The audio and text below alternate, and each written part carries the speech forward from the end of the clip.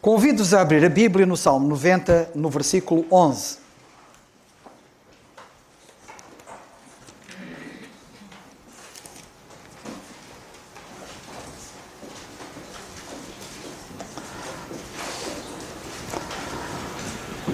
E enquanto vocês abrem, mesmo com os olhos abertos, a procurar, eu vou orar. Senhor, que Tu, na verdade, solenizes os nossos corações e os sensibilizes para a Tua Palavra. A Tua Palavra é tudo para nós. E queremos estar diante dela como diante de Ti, como se estivéssemos face a face, olhos nos olhos, Tu a falares connosco. Te pedimos o nome do Senhor Jesus Cristo. Amém. No Salmo 90, no versículo 11, nós lemos assim: Quem conhece o poder da tua ira? Ouviram bem o que está aqui escrito? Vocês pensam que conhecem o poder da ira de Deus? E a tua cólera, segundo o temor que te é devido? Quem conhece? Outra passagem que eu quero que vocês leiam está em Filipenses, no capítulo 1 e no versículo 28, que diz assim: Filipenses, Epístola aos Filipenses, capítulo 1, versículo 28. E em nada vos espanteis dos que resistem, o que para eles, na verdade, é indício de perdição, mas para vós, de salvação, e isto de Deus. Primeira parte do versículo, que é aquela parte que eu quero enfatizar. Em nada vos espanteis dos que resistem. O que para eles, na verdade, é indício de perdição.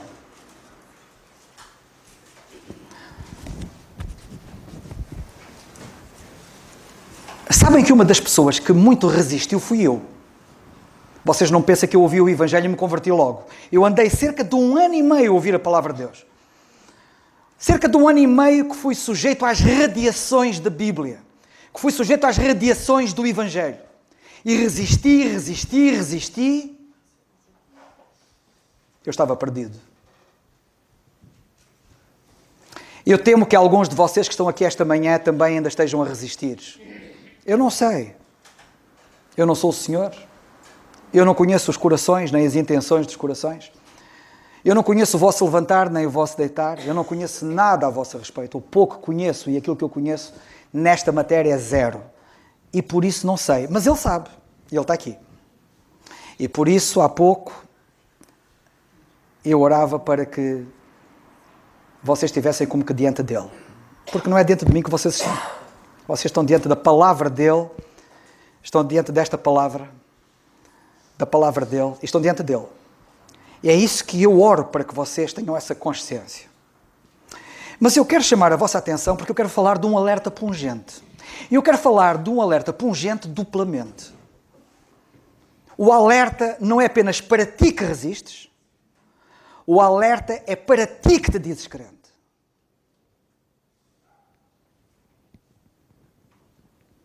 E que muitas vezes ficas muito admirado e muito espantado. Como é que as pessoas resistem?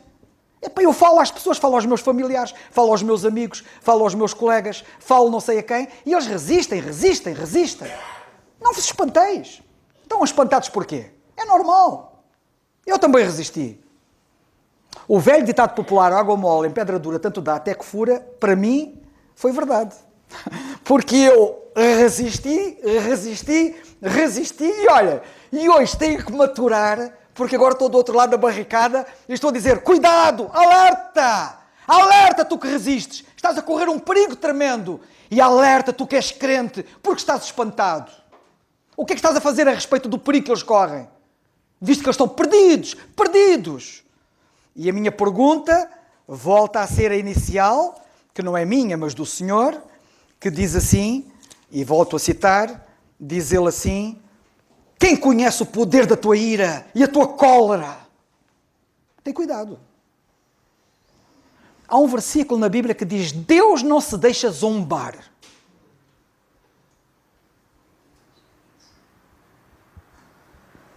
Muitas graças a Deus e pouca graça com Deus.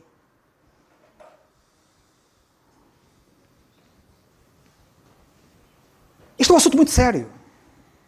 E nós estamos diante de Deus. Se vocês neste momento estivessem no tribunal, dentro de um juiz qualquer, vocês tremiam que nem sabiam onde é que iam de se meter. Porque aquilo é intimidador. Já algum dia estiveram no tribunal? Eu já estive. E sei o quão intimidador aquilo é. Vocês não estão diante de um juiz, um pobre juiz humano. Estão diante de Deus. Bem, mais do que oração, nós precisamos da palavra de Deus. Eu tenho dito isto muitas vezes e vou repetir até ao fim dos meus dias. Já o Billy Graham dizia, na experiência dele, dos seus 99 anos, a caminho dos 100 anos, e ele muitas vezes diz isto, que se pudesse voltar atrás e dedicar mais tempo ao estudo da palavra de Deus, e dedicar mais tempo a ouvir a palavra de Deus, e dedicar mais tempo à palavra de Deus. Ele não disse que ia dedicar mais tempo à oração.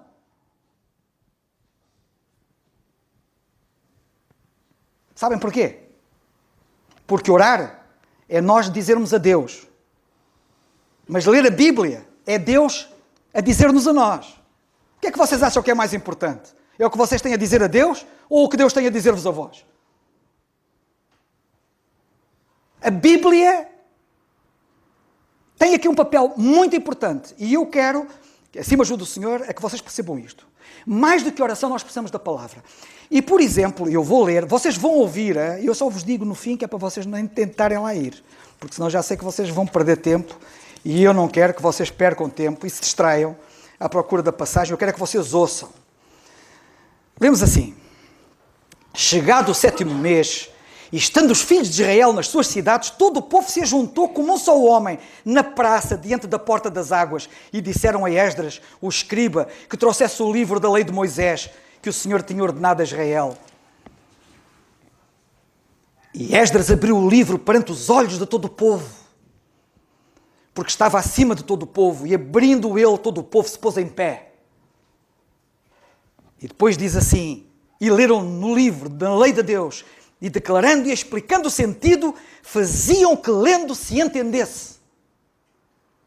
Estiveram meio-dia a ouvir a palavra de Deus. Na semana passada, na conferência, o Daniel deu uma mensagem de 2 horas. Para Esdras, isso é para meninos. Foi o dia inteiro a pregar-lhes a Bíblia. Meio-dia, eu disse o dia inteiro, mas foi meio-dia a pregar-lhes a Bíblia. Foram cerca de 4 ou 5 horas ali a ouvir, ou 6, não sei. A passagem está em Neemias 8, depois leiam com atenção e vejam o que aconteceu na altura. E foi a leitura da palavra de Deus que deu cabo do povo. Foi a leitura da palavra de Deus que convenceu o povo. Foi a leitura da palavra de Deus que fez com que o povo mudasse. A palavra de Deus fez o que a oração não fez.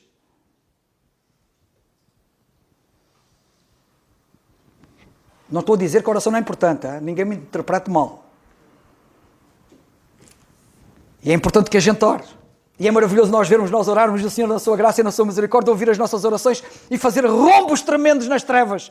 Mas a palavra está acima do seu próprio nome.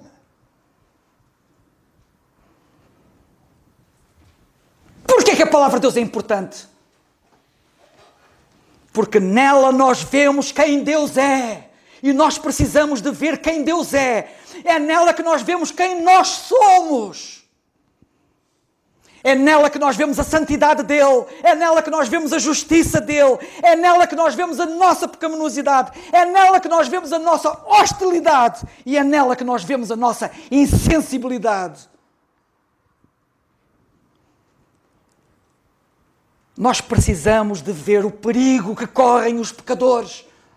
E tu, pecador, precisas de ver o perigo que tu estás a incorrer ao estares a resistir, a resistir, a resistir. Até quando vais resistir? E isto, a nós que somos crentes, deve nos levar a nos dizer de Jeremias: nas suas célebres lamentações, e como eu me lamento também agora, e é apropriar esta lamentação, esquadrinhemos os nossos caminhos. Esquadrinhemos os nossos caminhos.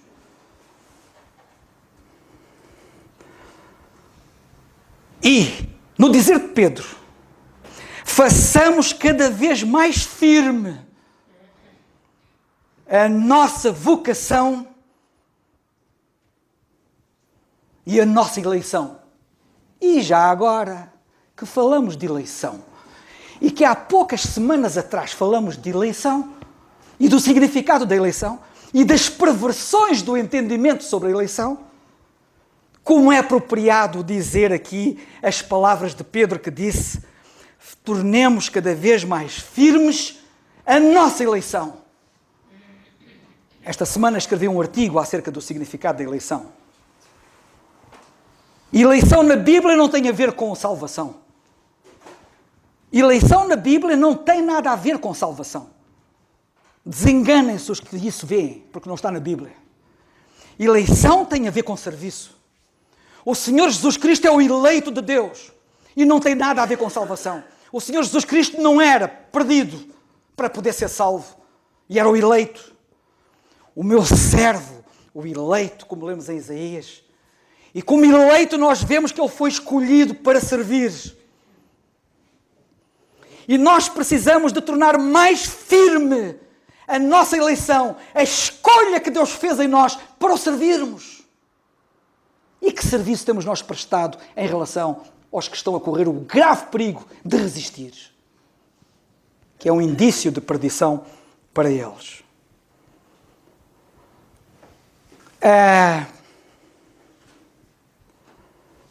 Ver isto, perceber isto, ter consciência disto, aprofunda o nosso sentimento de gratidão para com Deus. Aprofunda a nossa atitude de consagração em relação a Ele e leva-nos a ser mais incisivos no evangelismo, no alertar as almas, nas avisar, nas resgatar. Na semana passada, no sábado à noite, quando acabou aqui o culto, sábado à noite, eu virei-me para alguns que aqui estavam e disse: alguns de nós agora vamos para uma missão de resgate. Eram 11 e tal da noite, e às 11 e tal da noite nós partimos daqui, das instalações, para uma missão de resgate, e fomos resgatar uma alma. Uma alma que precisa de Cristo.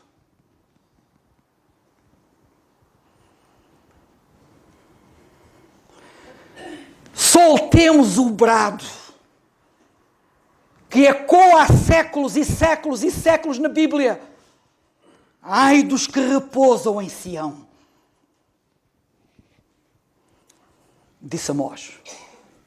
Como é que é possível ficarmos repousados, estarmos aqui descansados, vendo aqueles que nos rodeiam, vendo os minutos a escoarem, e o caminho a encurtar-se para eles, rumo ao inferno,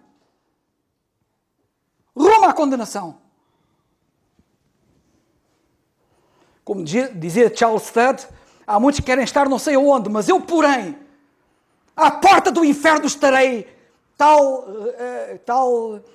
como é que se diz, aquele carro de reboca, que tem um nome, não, o carro que reboca é o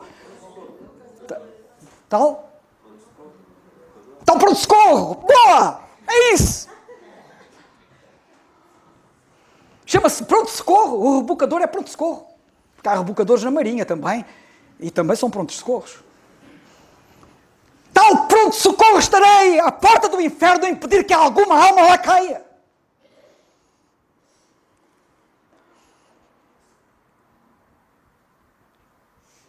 O castigo dos ímpios. Ouçam bem. O castigo dos ímpios ocupa lugar de destaque na Bíblia. Sabiam disso? Sabem que o castigo dos ímpios ocupa uma vasta faixa da Bíblia e um grande lugar de destaque? Apelemos, pois, aos ímpios para que fujam da ira. Porque quem conhece o poder da sua ira? Como disse no início. A Bíblia fala no furor da sua ira. Quem subsistirá diante do ardor da sua ira? Dizem as Escrituras. O apóstolo Paulo, quando escreveu aos Coríntios, disse: ai de mim, se não anunciar o Evangelho. Ai de mim, se não anunciar o Evangelho. Deixai-me dizer uma coisa. Há muita teologia por aí. Teologia perversa. Teologia, deixai-me dizer, satânica. Porque é teologia que serve os interesses do diabo. Há semanas atrás, fomos alertados por esse tipo de teologia. Chamemos pelos nomes. Há dias perguntaram aqui numa questão se aquilo era pecado. E andaram ali, e tal, se calhar é, não é, talvez não seja, tal. Não é. Como é que está a nossa sensibilidade em relação ao pecado? Pecado é errar o alvo. Uma definição de pecado na Bíblia é errar o alvo.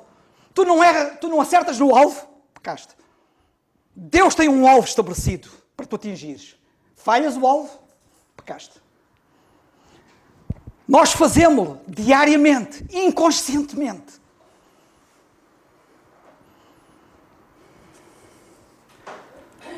E há teologia que é diabólica, insidiosa, sorrateira, aparentemente inofensiva, aparentemente bíblica, aparentemente celestial. E é diabólica. Sabem porquê? Porque é teologia que vos leva a pensar assim: não vale a pena falar de Cristo. Eles até estão eleitos. Os eleitos estão eleitos. Está garantido. Portanto, falar de Cristo para quê? Isto é diabólico.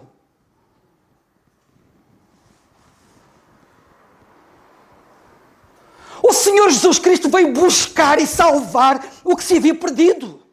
Não ficou lá no céu à espera. Olha aí, eles estão eleitos.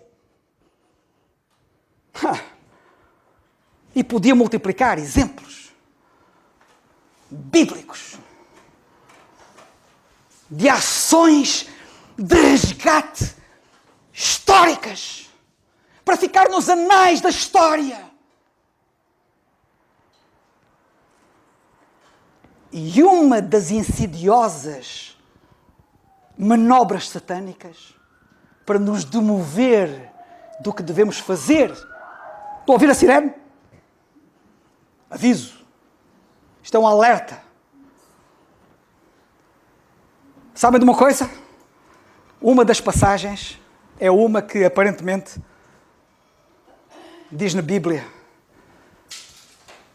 que o Evangelho vai ser pregado aos perdidos no inferno. Há muitas, eu não vou diversificar-me nelas, porque há muitos que ensinam a reconciliação universal. Há muitos que dizem que no fim de contas todo mundo vai ser salvo. E que Jesus vai pregar ao inferno e vai tirar as almas que estão lá perdidas do inferno e vai resgatá-las do inferno. Eu já ouvi acerca disto em relação ao purgatório, que não existe.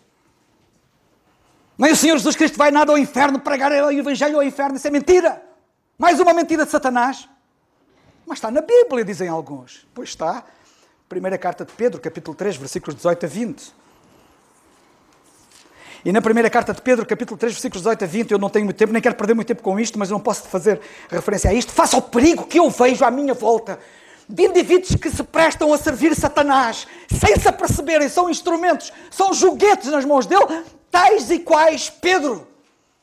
Para trás de mim, Satanás, disse o Senhor Jesus Cristo a Pedro. E diria a muitos que se servem a estes propósitos diabólicos de evitar que as almas ouçam acerca do perigo que correm, para que sejam salvas.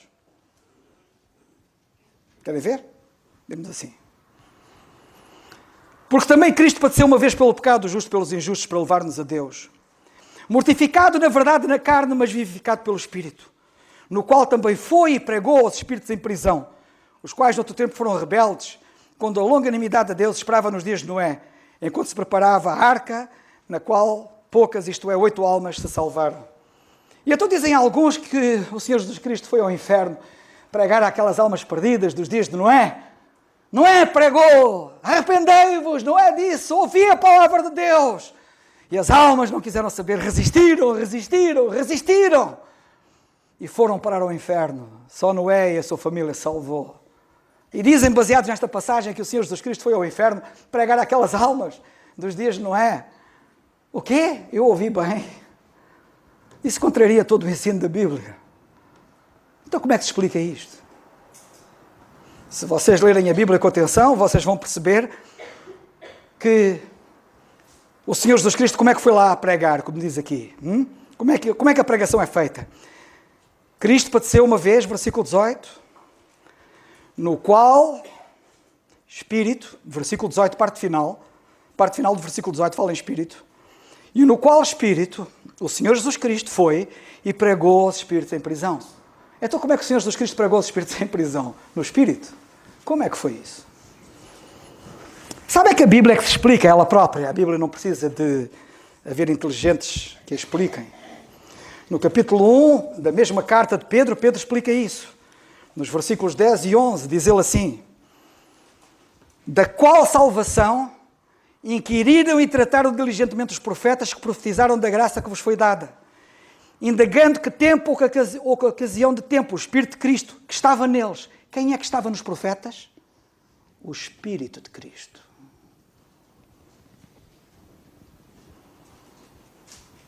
Indicava anteriormente, justificando os sofrimentos que a Cristo haviam de vir e a glória que se lhe havia de seguir. Eu só quero dizer isto. O Espírito de Cristo estava nos profetas. Noé foi um dos maiores profetas.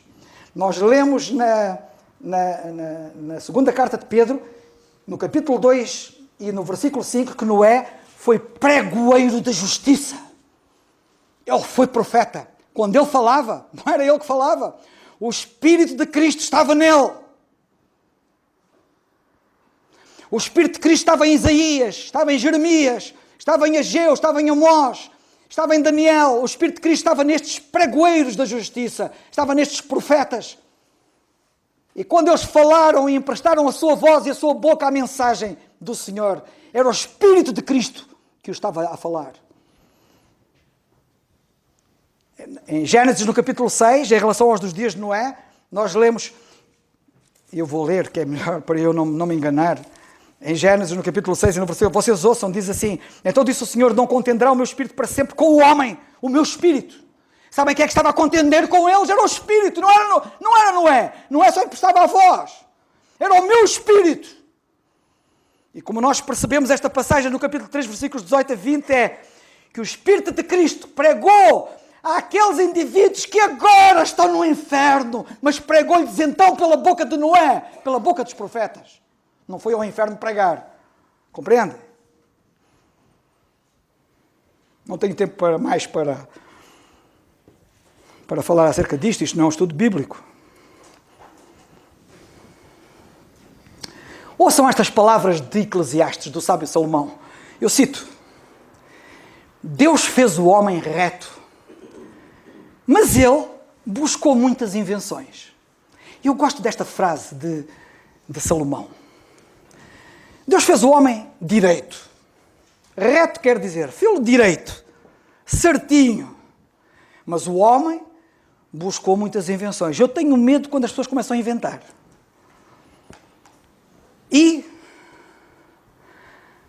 uma das invenções, porque há muitas, perigosas, uma das invenções que o homem inventou foi que morreu, acabou. Isto é o problema de muita gente. Muita gente pensa, eu morro, acabou tudo. Esta é uma das muitas invenções que os homens inventaram. Basta ir aí pela rua e perguntar à pessoa, como é que é? Acredita na vida depois da morte? Não, a gente morreu, acabou tudo. Eu não sei qual é a percentagem das pessoas numa entrevista que nós fizéssemos numa amostragem para termos uma ideia do que é que as pessoas, na maior parte, pensam sobre o assunto. Mas eu quero vos dizer que, muito provavelmente, não tendo feito essa entrevista, mas com base na minha experiência das perguntas e das conversas que eu tenho com as pessoas, eu facilmente deduzo que provavelmente muito mais de 50%, provavelmente mais de 75% das pessoas é isto que pensa. E isto inclui pessoas religiosas. Porque muitas pessoas que se dizem mesmo católicas, e o nosso país é tido como um país católico, a maior parte delas que eu conheço dizem, ali na sepultura acabou tudo. Eu até entro com elas assim, então tu és o quê? Dizes que és o quê? Católico? O que é isso, ser católico? É uma coisa que não dá para entender.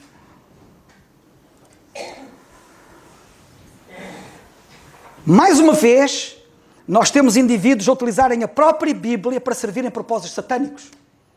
Satanás usou a Bíblia para o Senhor Jesus Cristo para o fazê-lo cair. E Satanás está a usar a Bíblia ainda hoje para fazer cair muita gente. O Senhor Jesus Cristo estava bem seguro nas Escrituras e Satanás não teve 1 milímetro nele. Foi derrotado completamente. E será bom que nós conheçamos bem as Escrituras, as leiamos, as estudemos, para estarmos firmes e não nos deixarmos enganar.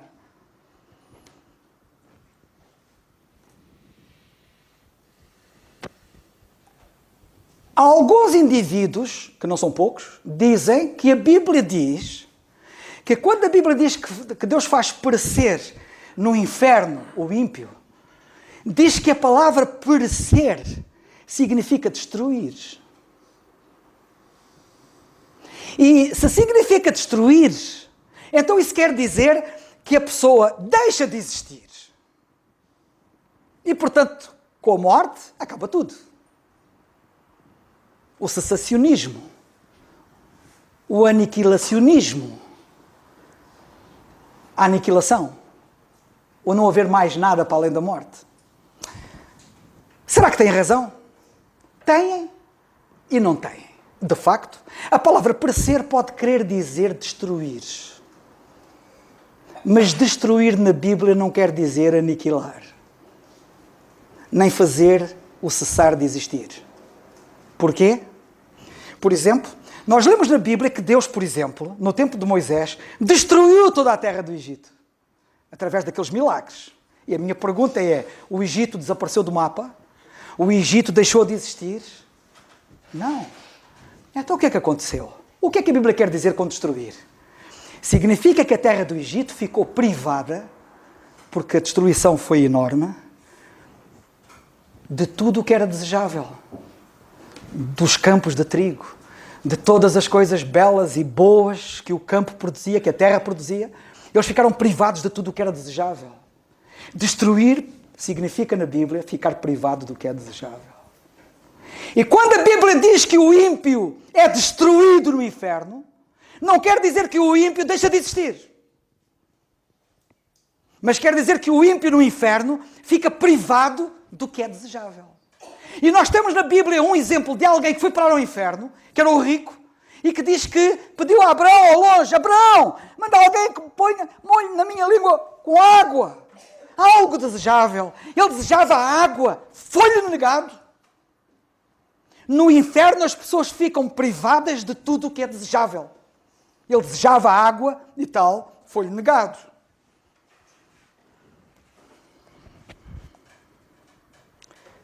É possível uma pessoa estar morta e viver. Quem é que disse que as pessoas que estão mortas deixaram de existir? Eu vou-vos dar um exemplo na Bíblia como é possível estar morto e viver. Primeira Epístola de Timóteo, capítulo 5, versículo 6, que diz assim, 1 Timóteo 5, 6, que diz assim. Paulo está a falar das viúvas. Não interessa agora o contexto. Para o caso. O que interessa é a declaração que ele faz aqui. E ele faz aqui uma declaração interessante que diz assim: a que vive em deleites, vivendo, está morta. Já viram como é que uma pessoa pode estar morta e viver? Afinal, é possível uma pessoa estar morta e viver. Vivendo, está morta. Está morta, mas está a viver. Mas temos muitos mais exemplos nas Escrituras. Cuidado. A Bíblia fala de punição. A Bíblia fala de castigo. Depois da morte. A Bíblia fala de tormento. E isso não é aniquilação. Nós temos pessoas que depois da morte foram punidas e vão ser punidas, foram castigadas e vão ser castigadas, vão estar no tormento e continuarão no tormento para todo sempre.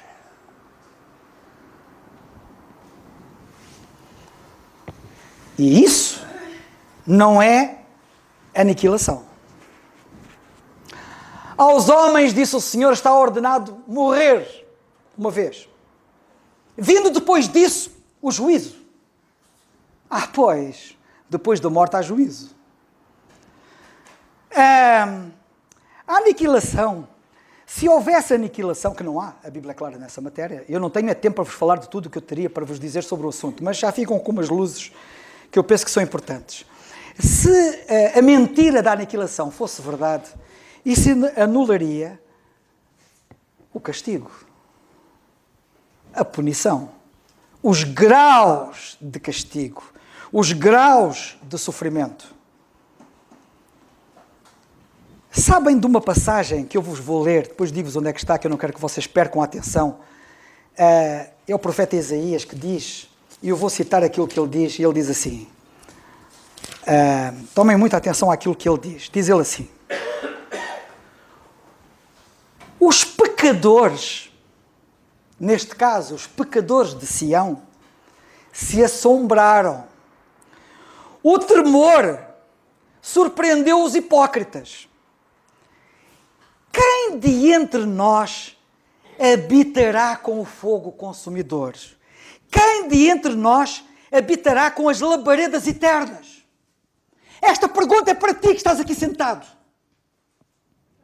Quem dos que estão aqui é que vai habitar com o fogo consumidor? Quem dos que estão aqui é que vai habitar com labaredas eternas? Porventura aqui há alguém que ainda resista e corre o risco de ir habitar, não é ir passear, não é ir e voltar, não é ir peregrinar, é habitar. A habitação será eterna lá. Com fogo consumidor, com labaredas eternas. Porventura aqui há alguém? É uma pergunta que vocês têm que fazer a vocês próprios. Porventura sou eu, Senhor? Perguntai aquilo que outros perguntaram no passado. Serás um dos que vai passar por isso? A punição dos ímpios, ao contrário do que muitos possam pensar, e alguns pensam, não é corretiva. A ideia da punição dos ímpios ser corretiva é uma ideia diabólica, mais outra invenção. A punição dos ímpios não é corretiva. O purgatório para os católicos é corretivo. O purgatório é uma punição corretiva. É eles serem corrigidos e serem preparados para depois poderem estar em condições de entrar no céu. Serem purgados, serem purificados, serem corrigidos. Essa doutrina é diabólica, não tem a menor base na Bíblia. E é uma doutrina que se tem espalhado de muitas maneiras em muitos quadrantes. A punição dos ímpios não é corretiva. Os ímpios, ouçam bem o que eu vou dizer agora. Para Deus, os ímpios são repugnantes. Perceberam bem? Os ímpios não têm solução. Os ímpios não têm possibilidade de redenção no inferno. Não tem. Tem agora. Agora é o tempo aceitável. Agora é o dia da salvação. Mas depois acabou. Porque para Deus os ímpios, depois da morte, um ímpio é repugnante. E eu vou-vos dizer o que a Bíblia diz sobre eles. A Bíblia diz que os ímpios... Obrigado.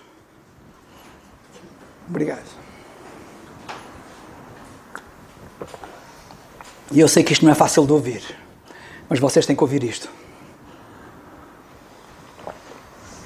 Assim me ajuda o Senhor. Os ímpios para Deus, depois de deixarem este mundo, são lixo. Repito, L-I-X-O, lixo. Sabem o que é que eu quero dizer com isso? E já vou ler a Bíblia sobre isso. Quer dizer que não são ouro. não são ouro. Porque o ouro é purificável. O ouro pode-se ir tirando as impurezas e fica cada vez mais valioso e mais brilhante.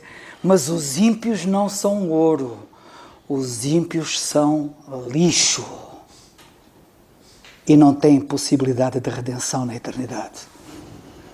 Nós lemos isto no Salmo e eu cito que é para vocês não irem lá. E eu sei que vocês querem lá ir, depois, se quiserem, ouçam a mensagem, que se ela ficar bem gravada, vocês terão a possibilidade de voltar a ouvi-la e de tirar notas daquilo. Eu não sei se eu disse há bocado a passagem, Isaías 33:14. Quem é que vai habitar nas labaredas eternas? Mas esta passagem está no Salmo 119, não vos digo o versículo, vê se não me esqueço de dizer a seguir, mas o versículo diz assim: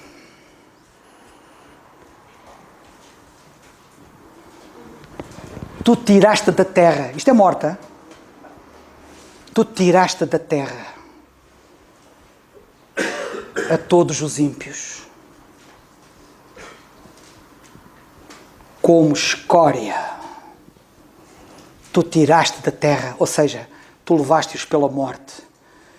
Como lixo. Escória significa lixo. Tiraste-os como lixo. Está no Salmo 119, versículo 119, para quem quiser apontar. Sabem o que é que... Vocês não se deixem enganar. Porque o diabo anda a enganar muita gente. A pensar que depois da morte ainda há possibilidade. Deus depois da morte ainda vai... Acabou! Partes ímpio, ímpio ficarás por toda a eternidade. E tens lá uma morada à tua espera. Uma morada nas labaredas eternas. Há um versículo na Bíblia para vocês verem como, de facto, a morte não é a aniquilação de tudo. Eu precisava era de... precisava de ser camarada e colega e amigo amigo sou, do Esdras e do Neemias. Porque então ficaria aqui amanhã toda a pregar e vocês vão ouvir. E vocês de pé, porque ninguém se sentou, todos de pé. A manhã inteira de pé a ouvir a palavra de Deus. Mas dizia eu que eu precisaria naturalmente de muito tempo. Há coisas que é preciso muito tempo para se explicarem bem. Mas eu sei que também não é por muito falar que vocês vão perceber. Já vou terminar, espero eu. A passagem diz assim, e é Judas que diz, ele diz assim: ai deles, porque entraram pelo caminho de Caim e foram levados pelo engano. Notem bem, eles estão a ser enganados.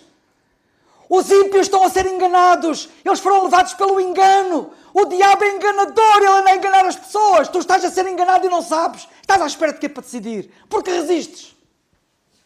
Foram levados pelo engano do prémio de Balaão e pereceram na contradição de Coré. E eu até li o versículo que não era, mas ainda bem que o li, porque ele veio mesmo ao propósito. É o versículo a seguir. É o que eu queria dizer. Estes são manchas. Entendam-se. São nódoas. São lixo. São nódoas nas vossas festas de amor, banqueteando-se convosco e apacentando-se a si mesmos sem temor. São nuvens sem água, levados pelos ventos. Eu acho graça porque eles são todos muito filósofos. É ouvi-los falar. Que uma filosofia tremenda. Eu depois espremo e aquilo não dá água nenhuma. Promete muita água, mas aquilo não dá nada. Eu digo assim: tens isso para quê? Serve para quê? Não serve para nada. É que nem serve para a eternidade. E quem eles não crê, nem lhes serve para esta vida, porque são mais infelizes do que eu. Não lhes serve para nada. Nem para o futuro, nem para o presente. E diz a Bíblia: são nuvens sem água levada pelos ventos, de uma para outra parte. Andam sem rumo, sem direção, sem objetivo. Vivem sem saber para o que vivem. Vivem para nada. Vivem para zero. Andam para a esquerda, andam para a direita, andam aos tombos, andam sem saber para onde andam, nem para onde vão. E não imaginam para onde estão a ir, porque estão a ser enganados. E diz a Bíblia: são como árvores murchas infrutíferas. E agora, notem isto, desarraigadas, sem raiz, sem vida, mortos, diz a Bíblia, 2 vezes mortos. 2! Eu pensava que só morria uma vez. Não! 2 vezes! A Bíblia fala na segunda morte. E eles não ignoram isto. Eles não sabem que existem depois da morte. Não acaba nada tudo. Há uma segunda morte. E como já tiveram ocasião de ver, morrer não significa acabar. Morrer não significa cessar. Morrer não significa aniquilar. Porque o rico abriu os olhos no tormento. Afinal ele não estava vivo, tinha morrido e estava vivo. E tinha aqui vivido. E só lá abriu os olhos. Infelizmente muitos vão abrir os olhos muito tarde. A palavra morte significa na Bíblia, não tenho tempo para isso, separação. A primeira vez que a morte entrou no mundo foi no Jardim do Éden. Deus disse: no dia em que comeres do fruto daquela árvore vais morrer, Adão e Eva. E eles comeram do fruto e nesse dia morreram. Mas viveram! Não viveram! Eles viveram naquele dia, ainda viveram 900 e não sei quantos anos. Então, morreram ou não morreram? Morreram! Foram separados de Deus. Foram expulsos do jardim. Houve separação. Houve morte. Morte significa separação. Neste caso, separação de Deus. Separação espiritual de Deus. Quando vocês morrerem fisicamente, a alma e o espírito separam-se do corpo. Por isso se chama esse fenómeno de morte. É uma separação.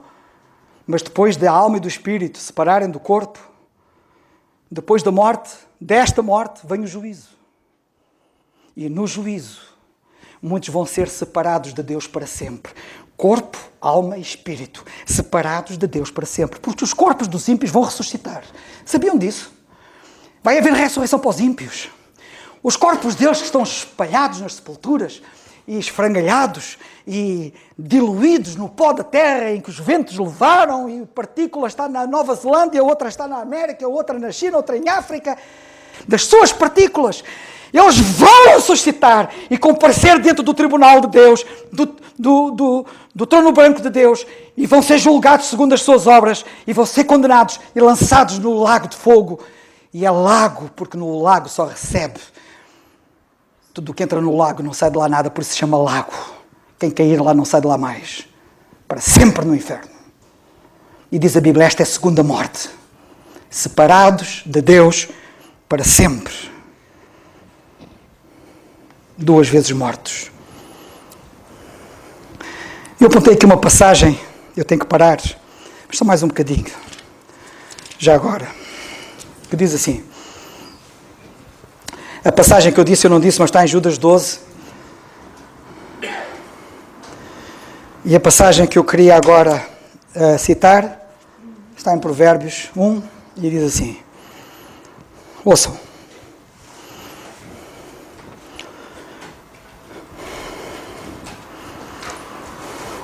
Mas, porque clamei e vós recusastes. Sabem que ainda depois disto tudo é possível estar aqui a dizer isto, estar aqui a clamar. Clamar, autenticamente, eu não estou aqui a conversar. Estou a clamar. Isto incomoda até alguns. Eles dizem, o indivíduo está bravo, está. O pregoeiro da justiça está bravo.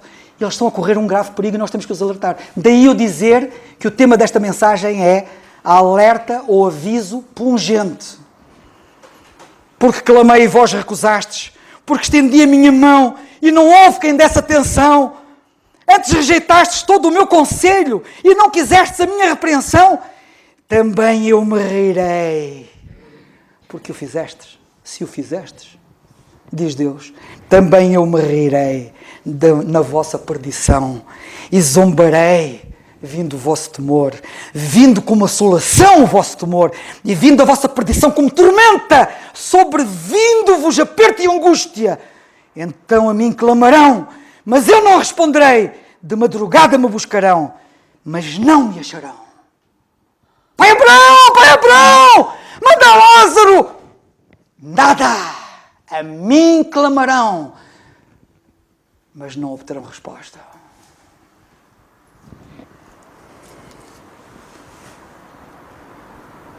Depois da morte vem o juízo.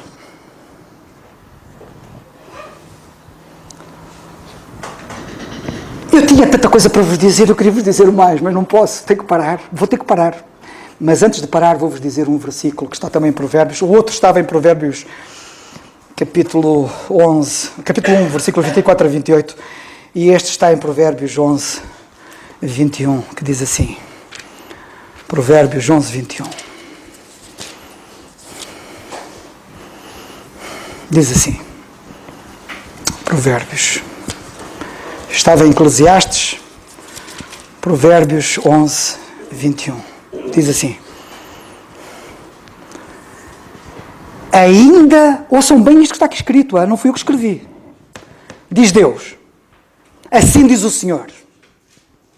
A Bíblia diz, ainda que o mal junte mão à mão, não ficará sem castigo, mas a semente dos justos escapará. Ainda que o ímpio, o mau, faça isto, perdão, misericórdia, junta a mão à mão, perdão, misericórdia, não!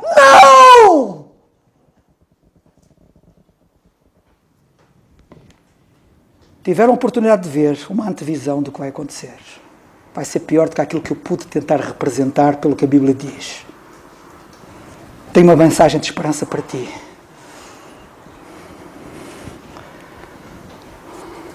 A Bíblia diz, isto estava em Provérbios, eu disse, não é?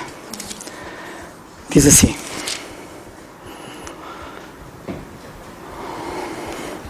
mas Deus, não tendo em conta os tempos da ignorância, talvez ignorasses muitas destas coisas que aqui foram ditas esta manhã, não tendo em conta os tempos da ignorância, anuncia agora a todos os homens e em todo lugar que se arrependam, porquanto tem determinado um dia em que com justiça há de julgar o mundo por meio do varão que destinou, e disso deu a certeza a todos, ressuscitando dos mortos. Tem cuidado. E este varão, que é o Senhor Jesus Cristo, que vai ser o teu juiz, se tu não te arrependeres e não creres, quer ser agora o teu Salvador. Ele foi julgado em teu lugar na cruz. O horror do inferno caiu sobre ele. Cordas do inferno me cercaram, disse ele. Cordas do inferno me cercaram. Salmo 22. Passou por isto para te livrar a ti e a mim. E por isso diz a Bíblia agora, crê no Senhor Jesus Cristo e serás salvo.